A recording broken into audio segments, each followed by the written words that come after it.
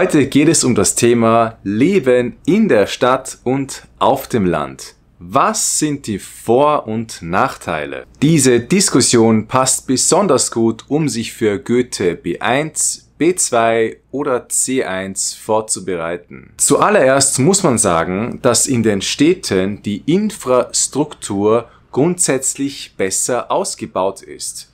Das heißt, es gibt zum Beispiel den öffentlichen Verkehr mit Bus, U-Bahn oder Straßenbahn. Dann gibt es auch mehr Gesundheitseinrichtungen wie zum Beispiel Krankenhäuser oder Arztpraxen.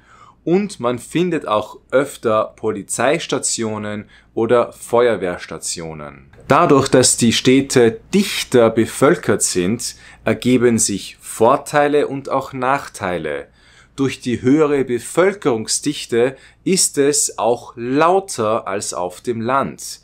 Wenn auf den Straßen mehr Autos fahren und die Häuser dichter aneinander gebaut sind, ergeben sich Lärmprobleme sowie andere Umweltverschmutzungen, wie zum Beispiel Luftverschmutzung. Die Luftverschmutzung ist ein Problem, das in manchen Städten sehr gravierend sein kann. Das heißt also, dass bestimmte gesundheitliche Probleme in manchen städtischen Regionen öfter anzutreffen sind. Die hohe Bevölkerungsdichte bringt aber auch Vorteile mit sich. So gibt es in den Städten mehr Unterhaltungsmöglichkeiten, weil eben mehr Menschen in dieser Zone wohnen. Man kann einfacher ins Kino gehen. Es gibt mehr Auswahl bei den Restaurants.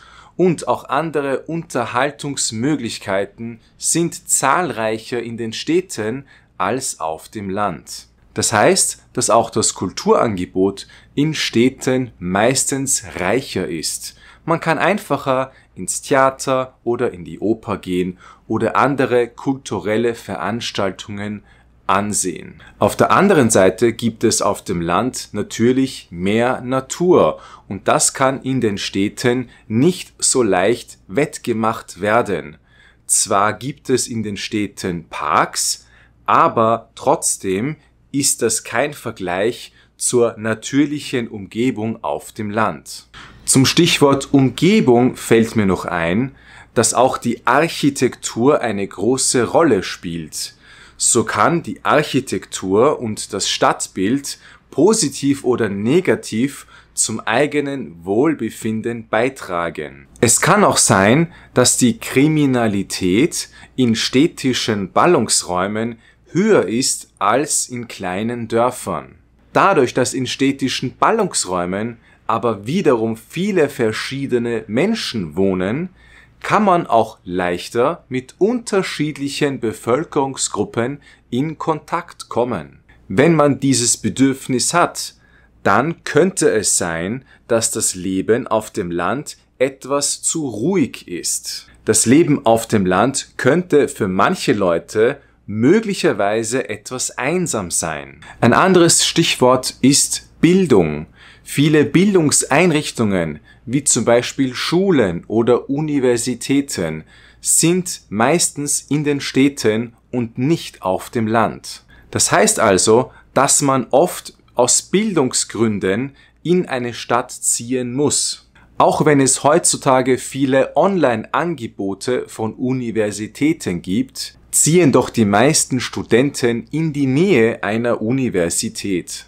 Dies führt mich zum nächsten Thema, Verkehr. Wenn man in einer Stadt wohnt, dann braucht man meistens nicht allzu lange zu seinem Studier- oder Arbeitsort. Außerdem ist man nicht unbedingt auf ein Auto angewiesen, weil man auch mit den öffentlichen Verkehrsmitteln fahren kann. Umgekehrt ist dies auf dem Land nicht so leicht möglich. Zwar gibt es meistens Busverbindungen auf dem Land, jedoch sind die Intervalle oft sehr lang. Deshalb sind die meisten Leute, wenn sie in Dörfern wohnen, auf ihr Auto angewiesen. Und es kann durchaus anstrengend sein, jede einzelne Strecke selbst mit dem Auto fahren zu müssen, anstatt in einem Zug oder im Bus sitzen zu können. Diesen verschiedenen Gründen für ein Leben in der Stadt kann man entgegenstellen, dass wiederum viele Leute gerne in Ruhe und in der Natur leben möchten und nicht allzu viel Kontakt zu anderen Leuten benötigen. Die Nähe zur Natur, mehr Platz für die Familie, zum Beispiel auch billigere Häuser, sind einer der Gründe, warum Leute gerne auf dem Land wohnen. Oft hört man, dass Jugendliche lieber in die Städte ziehen, weil dort mehr los ist und weil es mehr Arbeits- und Studierangebote gibt. Auf der anderen Seite ziehen manche Rentner oder Familien lieber auf das Land, weil die dortige Umgebung besser zu ihren eigenen Präferenzen passt. Ein wichtiges Thema sind auch die Preise. In der Stadt sind viele Dinge teurer als auf dem Land. Unter anderem die Grundstücke und die Häuser.